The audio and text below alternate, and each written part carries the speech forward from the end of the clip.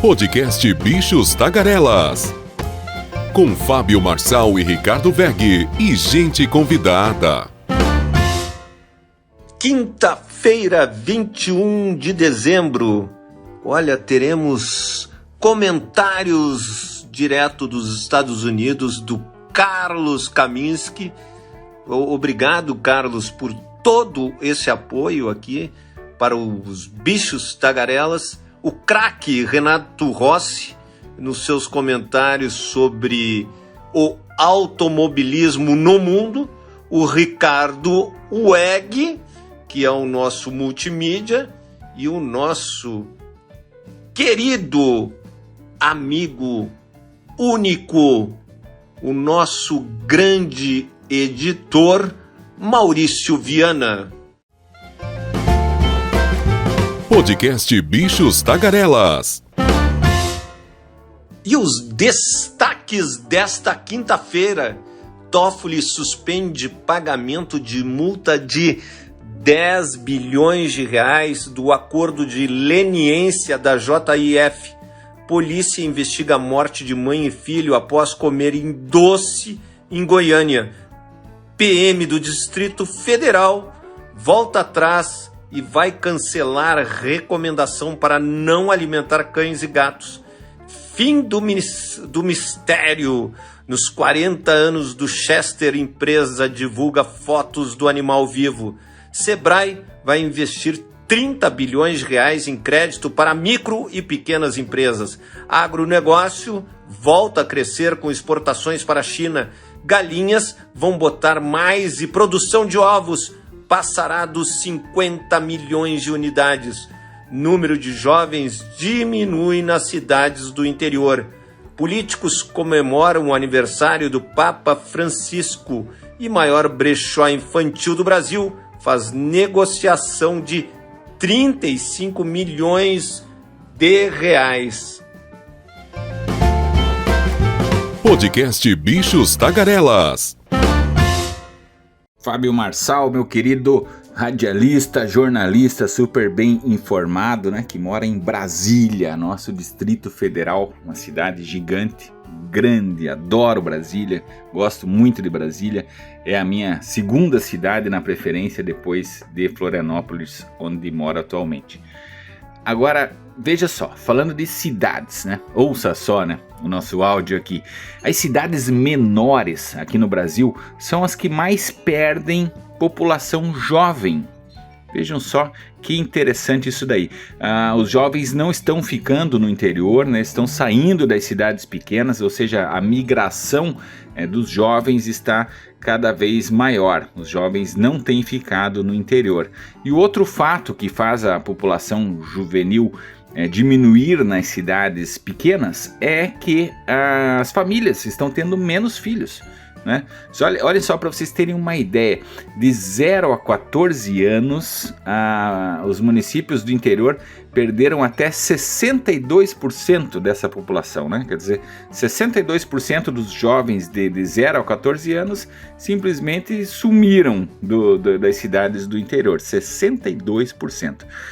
Sabe, Fábio Marçal, isso me lembra quando eu morei em Brasília, eu trabalhei no IPEA também, né, no Instituto de Pesquisa Econômica Aplicada. E eu lembro de uma pesquisa muito bacana que foi publicada num TD.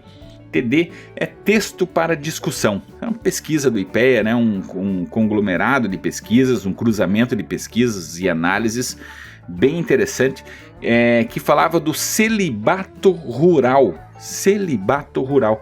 E o que acontece lá? Eu lembro muito claramente dessa pesquisa que no interior do Brasil, né, nas áreas rurais, né, do agro e tal, o que acontece? As mulheres especialmente saem, então há um celibato rural. Os jovens que ficam ainda são na sua maioria homens, então também tem essa migração em especial das mulheres jovens do interior. Então é isso, essa pesquisa foi essa atual agora, né, que diz aí sobre os jovens saindo do interior. Ela foi baseada no censo, né, e foi assim, estudada, né, foi aprofundada pelos colegas aí do jornal Valor Econômico, que pegaram o censo e dissecaram e chegaram nessas informações. Olha só, segundo ainda o Valor Econômico, na comparação com dados do censo de 2010, eles fizeram, né, uma comparação, a queda é de 21% nas cidades com até 10 mil habitantes, né? 21% uma queda de número de jovens nessas cidades e de quase 20% nos municípios com 10 a 20 mil habitantes e 15% entre 20 e 50 mil habitantes. Quer dizer, os jovens não estão ficando no interior, cada vez mais vindo para o litoral e cidades maiores. Olha só um exemplo, a cidade de Caatiba, né, na Bahia. Ela é uma cidade pequena, tem 6.200 moradores e ela lidera a perda de jovens aqui no país. Encolheu lá 62% desde 2010. Então é isso, né? E o Brasil está envelhecendo muito rapidamente também. Isso é outro dado interessante, que devido aí às condições de saúde, o SUS, enfim, e nós estamos conseguindo viver cada vez mais. E Fábio Marçal, você que é gaúcho, né, saiba que é no interior do Rio Grande do Sul onde estão a maior concentração de idosos aí longevos, né, em média, tá bom? Então o interior do Rio Grande do Sul tem sido aí um dos lugares aí, são os lugares mais longevos, tá bom? É isso aí, vamos que vamos, segue o podcast Bichos Tagarelas, querido Fábio Marçal.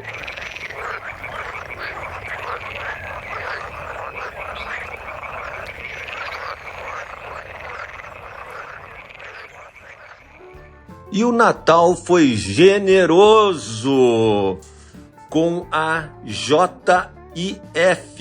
o ministro do Supremo Tribunal Federal, em decisão monocrática.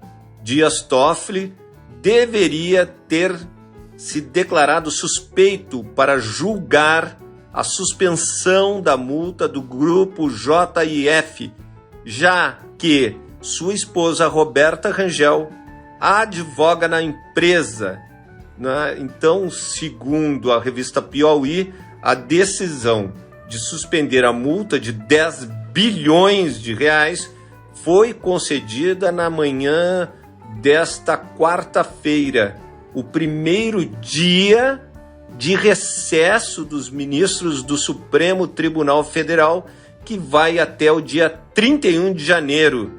Interessante, né? Essa dedicação do ministro Toffoli, que trabalhou até o seu último dia, o seu último momento. Então, vamos ver o que vai acontecer, se existe a possibilidade do plenário julgar essa decisão, porque, primeiro, ele deveria se declarar, Dias Toffoli, impedido. É a sua esposa, Roberta Rangel, que advoga para a JIF. E muito estranho tomar uma decisão aos 49 do segundo tempo, né? Vamos dizer, não tem nem a possibilidade dos outros ministros falarem nada, porque a última decisão do Toffoli foi a última decisão de todo o Supremo Tribunal Federal, que volta apenas no dia 1º de fevereiro, porque eles estão cansados e daí terão um recesso para descansar os nossos queridos ministros do Supremo Tribunal Federal. Podcast Bichos Tagarelas. Essa semana foi aniversário aí do Papa, né? Papa Francisco. E alguns políticos aproveitaram, né, para publicar suas fotos aí junto com o Papa. Eu fiquei pensando assim, quando um político desses assim vai lá e se confessa, né, na Igreja Católica tem aquela tradição, né, deve ser ir lá falar os pecados, tal, daí o padre te diz, né, uma penitência, né, ó, tem que rezar, né, como eles falam, rezar tantas Ave Marias, tantos Pai Nosso. E aí eu vi algumas fotos assim de políticos e fiquei imaginando, né, quantas Ave Maria, será, Pai Nosso, né, que o Papa mandou essa criatura rezar, né?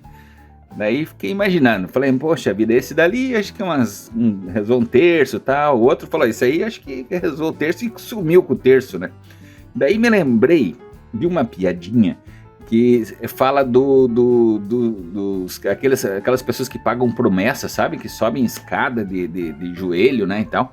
E daí, mas só que agora, com o advento da energia elétrica, né, e as escadas mais modernas, tem muita gente pagando promessa na escada rolante. É isso, Fábio. Bom dia aí para vocês todos que estão nos ouvindo.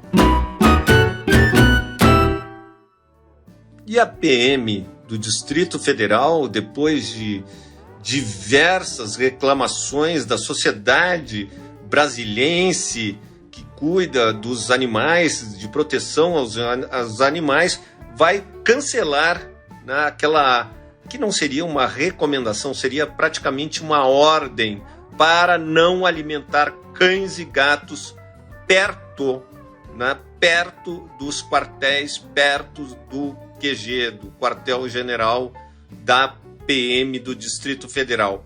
O pedido de anulação partiu do secretário da Casa Civil, Gustavo Rocha, dono de 7 cachorros. Uma nova determinação será expedida pelo Comando Geral da PM do Distrito Federal e corporação, apenas com orientação para preservar as condições sanitárias a fim de garantir a saúde das pessoas e de animais domésticos e evitar a proliferação de pragas. Como foi publicado pelo Metrópolis, a circular com o título Restrição em alimentar animais próximos ao QG, o quartel do Comando Geral, pedia a chefes da corporação e funcionários civis que evitassem alimentar estes animais nas proximidades desses quartéis. Então, uma bola fora que agora tiveram que arrumar. Eu acho muito legal em Canela, no Rio Grande do Sul, e o meu querido Weg deu um belo exemplo ali de Santa Catarina, que a população ela faz casinhas e distribui por todo o comércio casinhas, que lá faz muito frio, né? Tem um inverno muito rigoroso. Então, casinha, a população distribui casinhas em todo o comércio, em todo o centro de Canela, e os cachorros são super bem tratados.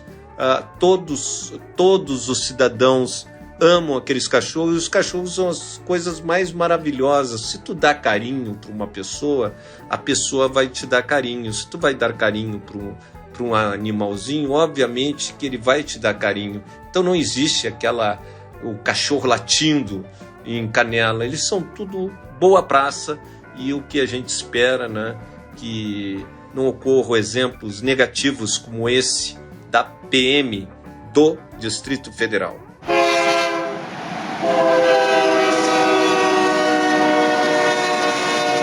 Olá, Ricardo Weg, olá, Fábio, aqui Carlos Kaminski, diretamente de Orlando, na Flórida.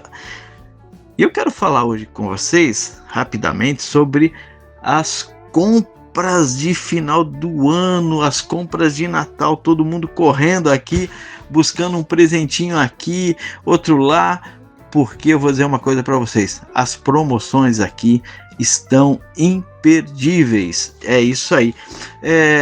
Os descontos aqui, nessa época do ano, variam de 30% a 60%. Eu não resisti e fui obrigado a comprar uma TV Samsung de 77 polegadas, que estava no preço normal, $3.599, paguei $1.999, ou seja, um desconto de $1.600. As pessoas agora, no final do ano, aproveitam muito essas promoções. Nós já tivemos a Black Friday, né, no último final de semana de novembro, e agora, próximo ao Natal, essas grandes redes aqui aproveitam também para dar esses descontos que variam de 30% a 60% de desconto. Eu espero também, que aí vocês também consigam encontrar grandes descontos, grandes promoções para as compras de final do ano. E por favor, né, não esqueçam do meu presente. É isso aí. Um forte abraço e uma ótima quinta-feira para todos nós. Pois é, a gente que trabalha aí com o mercado, né, com o mundo digital, o marketing digital, vejam só um paralelo que se faz, né, que é o mundo digital, chamado online, e o mundo offline, que é o mundo palpável, vamos dizer assim. Olha só que interessante a questão dos brechós, né? Eu tenho filhas, né? Eu tenho filhas gêmeas, estão com 11 anos, e o Fábio, o Marçal também já tem suas filhas adultas, enfim. Nós sabemos bem como que é uma criança que perde, né? Cresce muito rápido e perdem as suas roupas. Vamos dizer que perdem, assim, né? Crescem muito rápido e aquela roupa nova ali acaba sobrando, né? Então, muita gente faz doação, enfim, mas outros montam brechós. Vejam só, tem um brechó gigante nessa área de brechós de roupas infantis. Foi fundado em 2014, chama-se Cresci e Perdi. É a maior rede de brechós de itens infantis aqui do Brasil, tá? Em 25 estados e também no Distrito Federal, aí perto de você, Fábio Marçal. A marca Cresci e Perdi tem 434 lojas abertas, então com expectativa aí de aumentar mais 100 lojas nos próximos meses. E o que acontece? Tá? Essa loja, a Cresci e Perdi, é uma loja offline, ou seja, você vai lá pessoalmente na loja e compra lá as roupas. Mas existe um brechó gigantesco que é online, chamado Enjoei. Então, tá lá, é uma loja virtual e tal, gigante também, gigante. E agora houve uma união dessas duas gigantes. A Enjoei comprou 25% das lojas do Cresci e Perdi. E vocês querem saber o valor da compra? 30 milhões de reais. É isso aí, gente. 25% da rede infantil Cresci e Perdi foi vendida aí para a plataforma online Enjoei por 30 milhões de reais. É isso aí, essa questão do brechó aí parece uma coisa pequena. Tô vendendo aqui as roupinhas usadas e tal. Mas o pessoal levou a sério isso aí. Imagina, Cresci e Perdi tá com expectativa de ter 550 lojas em breve. Já tem 434 hoje, né? Atualmente, hoje, nesse dia de hoje, dia 21 de dezembro de 2023. Então é um mercado promissor e muito grande. 30 milhões de reais. As sócias aí venderam apenas 25%, tá bom? Do Cresci e Perdi. Parabéns aí pelas empreendedoras, elas que se chamam a Thier Lima e também a Ana Luísa McLaren. Caso de polícia. E um assunto que a Polícia Civil de Goiás tem que esclarecer. Ela está investigando as mortes de um homem de 58 anos e sua mãe de 86, depois de consumirem um alimento comprado em uma loja de doces de Goiânia. A comida foi ingerida no domingo, né? O PROCON de Goiás também acompanha o caso, e de acordo com o relato de Maria Paula Alves, filha e neta das vítimas, Leonardo Pereira Alves, de 58 anos, não tinha problemas de saúde e acordou bem no dia em que ingeriu o alimento. Segundo a jovem, ele acordou, comeu um alimento comprado em um estabelecimento famoso de Goiânia e também tem filiais aqui em Brasília. Eu te confesso que o bolo de aniversário da minha filha, que fez dia 9 de dezembro, a Juju, foi comprado lá. E bem, né, é considerada a melhor loja de bolos hoje de Brasília. Mas ele acabou passando mal, vomitou sem parar por horas, buscou atendimento médico e quando soube da situação já havia ocorrido uma série de complicações que acabaram levando a óbito. A mãe de Leonardo, Luísa Alves, chegou a ser internada no mesmo hospital que o filho e morreu um pouco depois, na madrugada de segunda-feira, com sintomas semelhantes. O caso, então, está sendo investigado pela Delegacia Estadual de Investigação de Homicídios.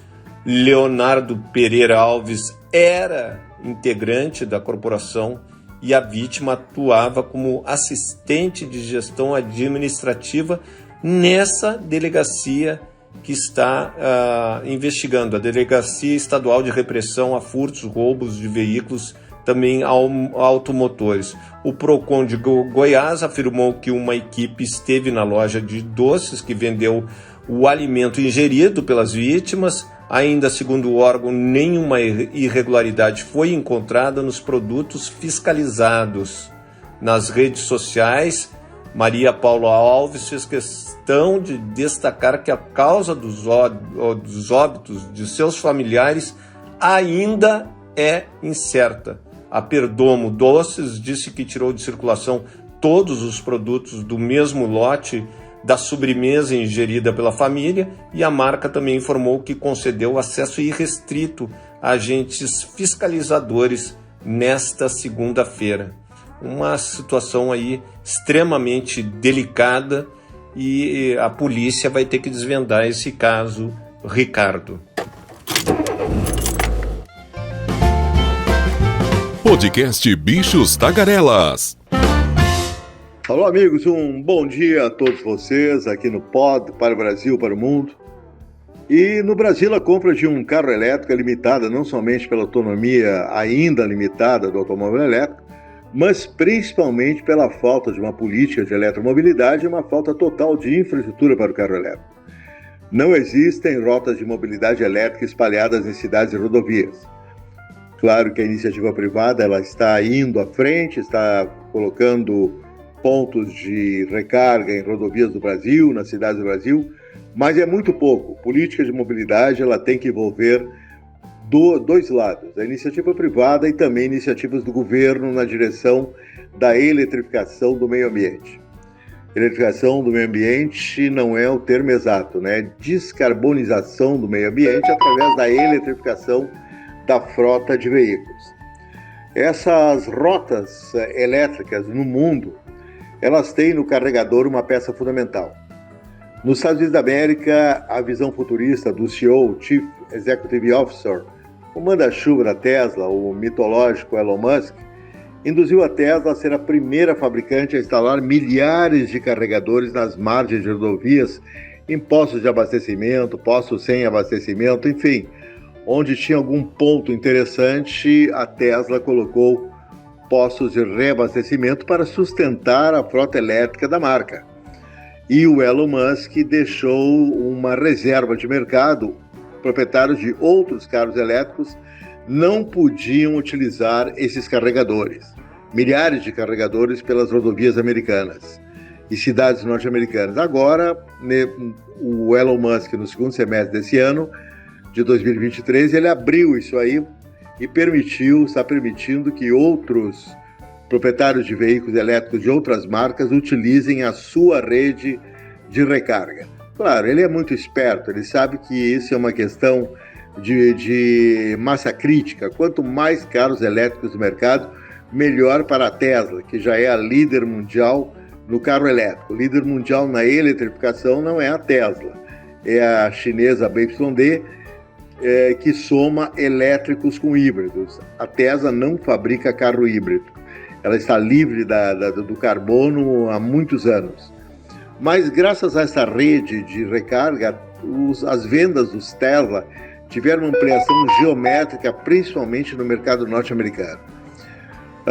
Se o governo brasileiro não investe em redes de mobilidade elétrica, o governo norte-americano investiu 380 bilhões de dólares no estímulo à economia verde, dentro do ato de redução da inflação, que tem no carro elétrico e na instalação de 200 mil pontos de recarga no continente norte-americano seus principais alicerces. É claro que ato de redução da inflação, porque é um negócio pragmático. Como sempre, os americanos são tremendamente pragmáticos e não batem prego sem uma boa estopinha. Quer dizer, eles vão no certo, né? O Biden sabe que quanto mais petróleo importado, mais gasto de dólares, bilhões de dólares, mais inflação interna.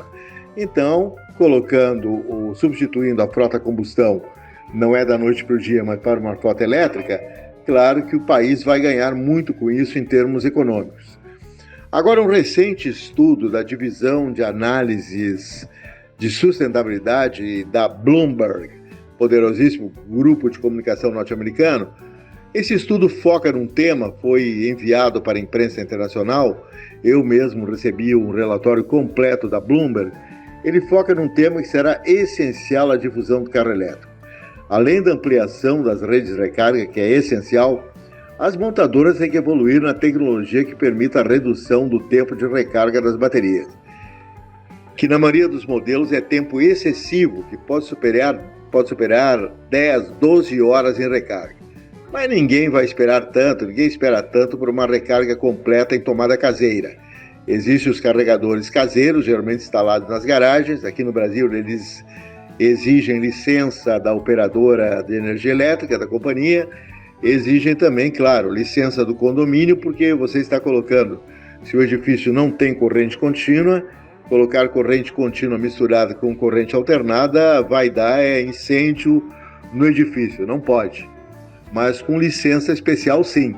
Mas, de qualquer maneira, o tempo, esse estudo da Bloomberg mostra que o carro elétrico, como foi lançado de uma forma assodada inicialmente no mundo, o mundo vai se tornar elétrico, a coisa já não está bem assim, porque há reações políticas reacionárias contrárias às forças das petroleiras, que querem retardar ao máximo a entrada do carro elétrico no mundo, mas há também as evidentes limitações tecnológicas, por exemplo, ainda em relação à autonomia, que é curta, e aos tempos de recarga, que é muito longo.